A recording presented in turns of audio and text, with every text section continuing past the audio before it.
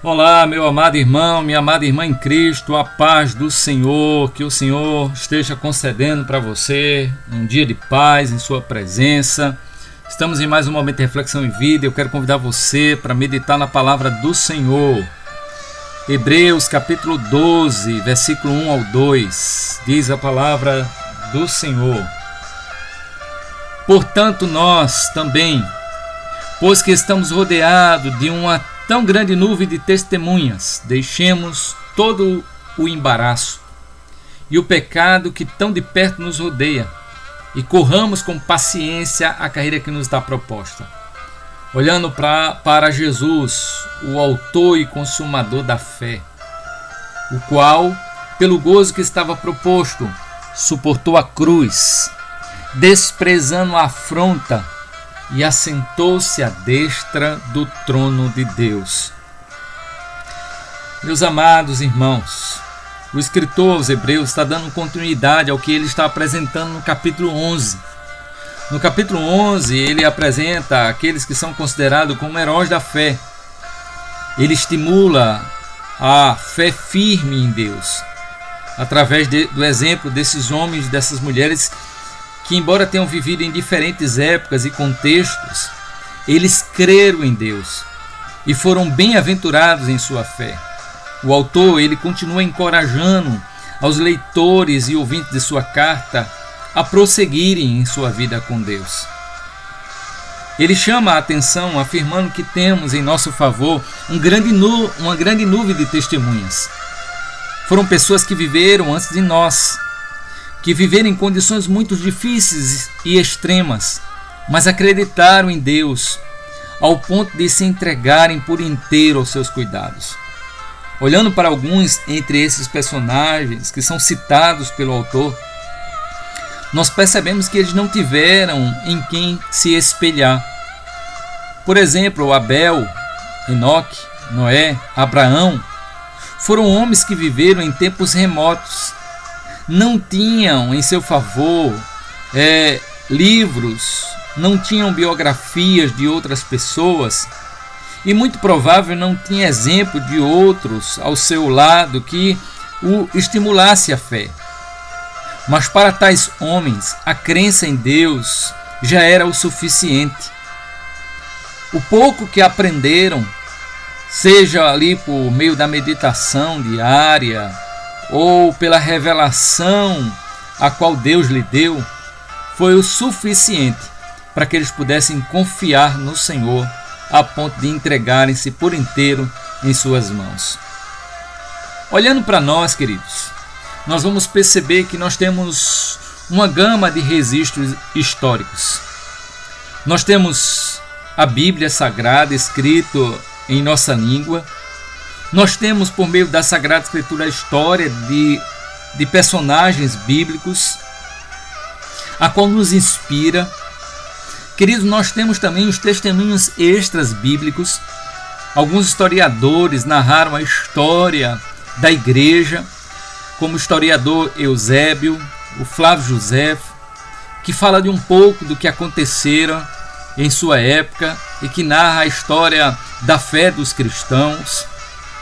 Nós temos também, queridos, os testemunhos dos séculos passados sobre a vida e a obra dos reformadores. Nós temos o testemunho recente e atual de irmãos que viveram e que continuam demonstrando um viver em fé em Deus, um viver pela fé no Senhor. Portanto, nós somos ricos. Nós somos ricos em material, nós temos em nosso favor uma grande quantidade de documentos que nos ajuda a conhecer como outras pessoas viveram em momentos tão terríveis, tão difíceis, mas que a sua fé sobressaiu. Eu digo que nós somos ricos em material, mas parece que somos pobres em vida. Temos tantas razões para ir além daquilo que os nossos antepassados foram, mas parece que nós estamos atados. Querido, minha querida, na verdade eu quero dizer para você, eu quero declarar a você que eu e você não estamos atados.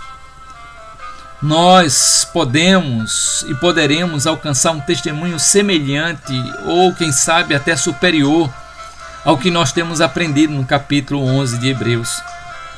Mas nós precisamos, entretanto, atentar para aquilo que o autor está nos ensinando na leitura que nós fizemos inicialmente. Ele diz: estamos rodeados de uma tão grande nuvem de testemunhas.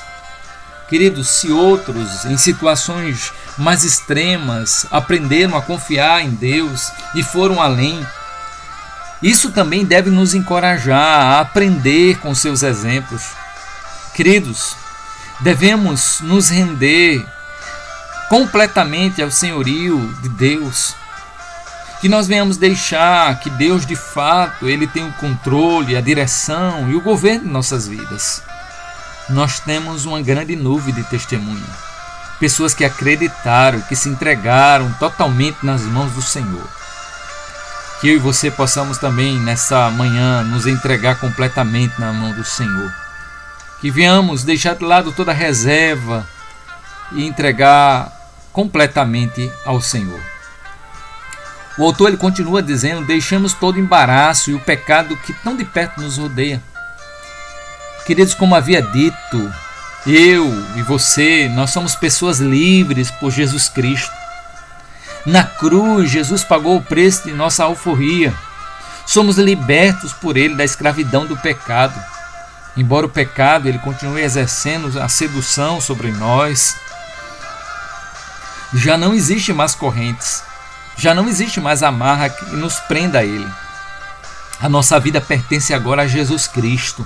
Romanos capítulo 6. Portanto, meu amado irmão, minha amada irmã, observe o que está lhe atrapalhando. Se desvincule, se desfaça daquilo que está lhe atrapalhando, daquilo que está atrapalhando o progresso espiritual. Se precisar ser radical, meu irmão, que assim seja.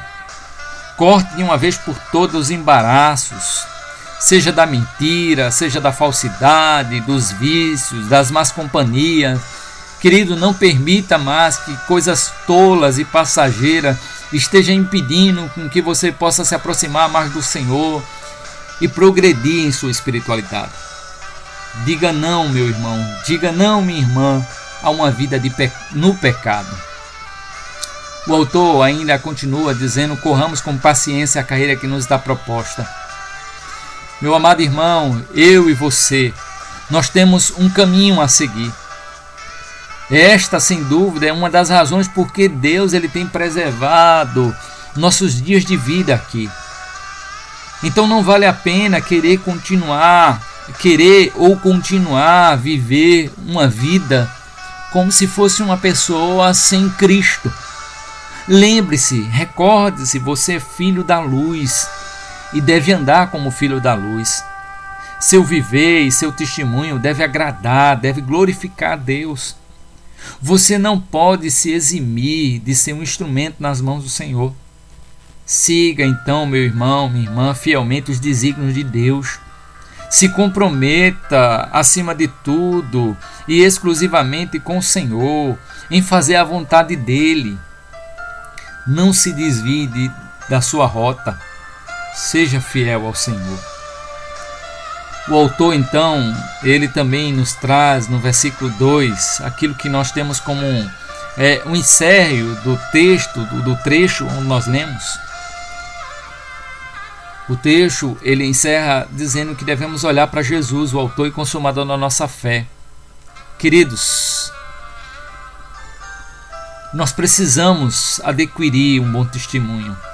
Nós devemos, sim, nos apartar da vida do pecado. Devemos sim nos comprometer num caminho designado por Deus, sim, devemos. Mas nunca devemos esquecer de manter os nossos olhos fixos em Jesus. Jesus é a fonte. Ele é a principal fonte de inspiração e encorajamento da nossa fé. Sem Jesus nós estamos perdidos. Ele já havia nos anunciado: sem mim nada podeis fazer.